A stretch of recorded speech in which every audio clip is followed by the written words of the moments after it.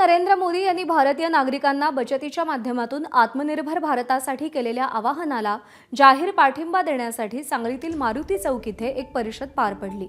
आमदार सदाभाऊ खोत, आमदार गोपीचंद पडळकर यांच्या प्रमुख उपस्थितीत ही परिषद पार पडली। या परिषदेत सदाभाऊ खोत आणि गोपीचंद पडळकर यांनी मोदींच्या आवाहनाची खिल्ली उडवणाऱ्या विरोधकांवर टीका केली।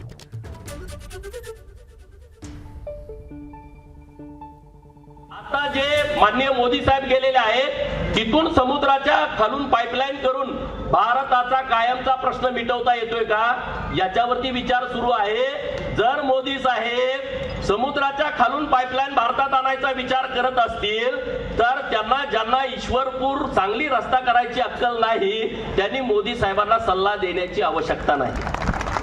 ज्यांना साधे खड्डे बुजवता आले नाहीत ते समुद्राच्या खाली कधी जाणार सांगा। ते म्हणते ते ट्रम्प तात्याला भेटतय। अरे आम्ही ट्रम्प तात्याला भेट नाही। खरा पैलवान जेव्हा समोरचा पैलवान डावाव येतो तेव्हाच ढाक मारतो। तुम्हा सगळ्यांना एक एक ढाक बसल्या अजून उठायला आलेलं नाही।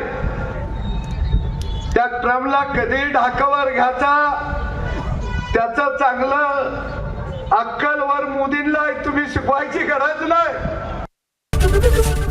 एबीपी माझा, उघडा डोळे बघा नीट।